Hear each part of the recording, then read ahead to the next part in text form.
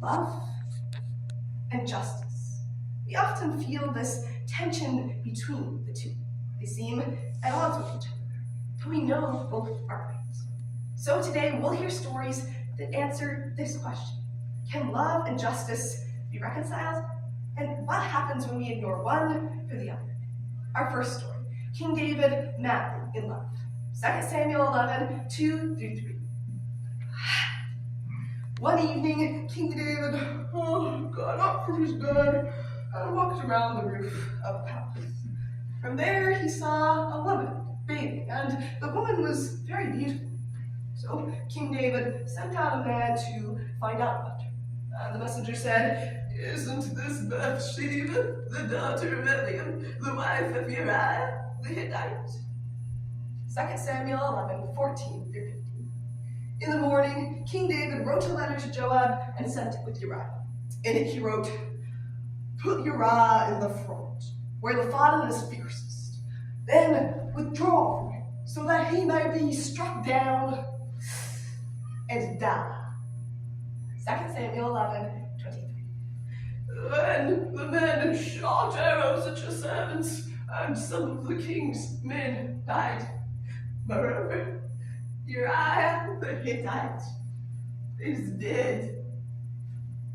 2 Samuel 11, 26-27. Now, when the wife of Uriah saw that her husband was dead, she mourned for him. And when the time of mourning was over, David had her brought to his house, and she became his wife and bore him a son. But the thing that David had done displeased the Lord. David's love ignored justice. It's empty, shallow. It doesn't satisfy. So we turn instead to justice. Our next story, a man obsessed with justice. Matthew 18, 24-30. The kingdom of heaven may be compared to a king who wished to settle accounts with his servants. And as he began to settle, one was brought who owed him 10,000 talents.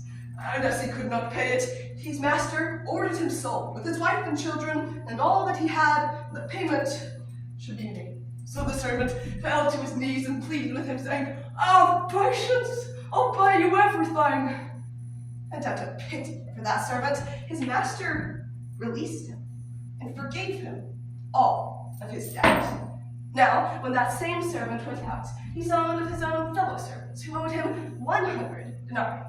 And as he could not pay it, he began to seize him by the neck and choke him, saying, "Pay what you owe." So his fellow servant fell to his knees and pleaded with him, saying, "Have patience, I'll pay you everything."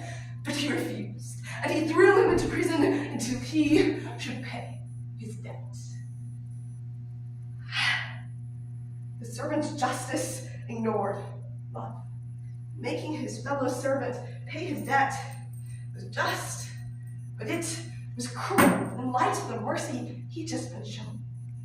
David loved. The servant was just, but neither were good.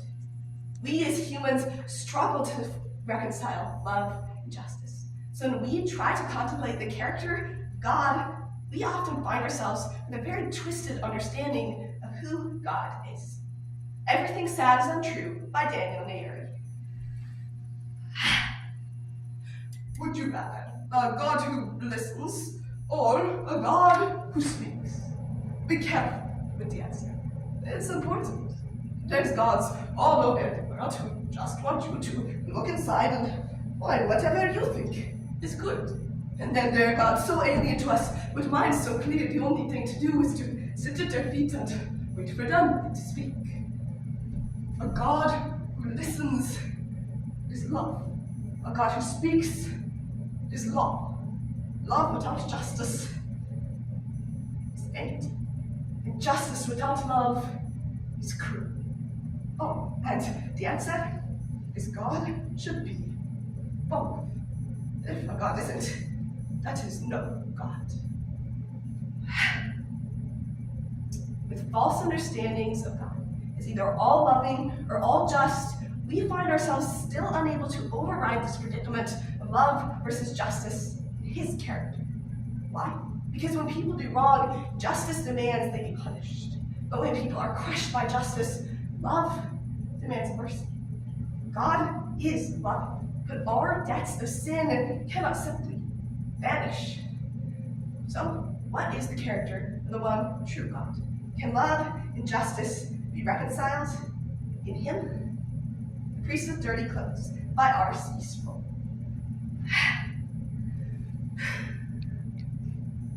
Grandpa! It looks like somebody made a mud-by bakery in the front yard. Oh, our little bakers have ruined their clothes. That's too bad.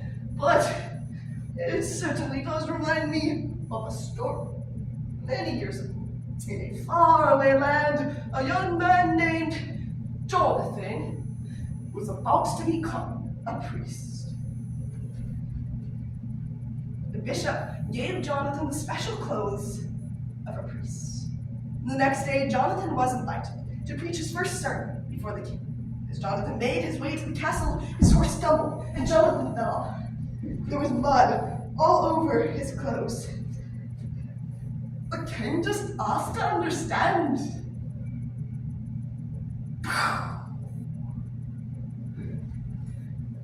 Wait, you can't stand before the king looking like that.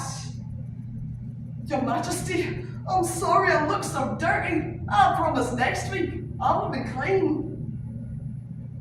The next day, Jonathan took his clothes to the town folk.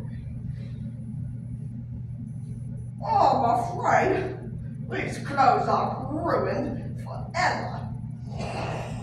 The only person who can help you now is the great prince.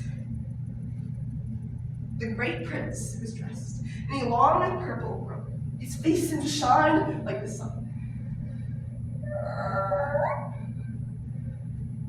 Great prince, I've ruined my clothes and I cannot stand in front of the king without clean clothes. Jonathan, go to the castle and be ready to preach your sermon. Wear your dirty clothes and I will take care of them.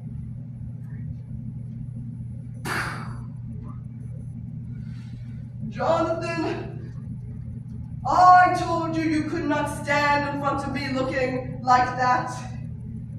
At that moment, the great prince entered the room.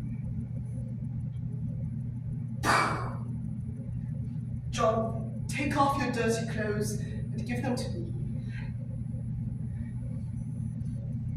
Jonathan, these are the clean clothes that I promised you. Put them on and preach your sermon, Jonathan. Oh, how can I ever thank you? Father, may Jonathan now stand in your presence. He is now one of my people. Yes, son, as long as he wears your clothes, he may stand before me. Children, Jesus takes the dirt from our hearts and puts it on himself, just like the great prince. Grandpa, I'm glad you got me under your clothes, but I'm glad you heard the story. In the character of the Lord comes the beautiful marriage of love and justice that we as humans could never achieve. Justice demands that someone pay the price when we stand before a holy God with dirty clothes. But by the grandest act of love in history, our dirt is covered. The price demanded by justice is paid, and justice is satisfied. Because his story is a story of justice and love. My time today was 9 minutes, 30 seconds. Yes, sir.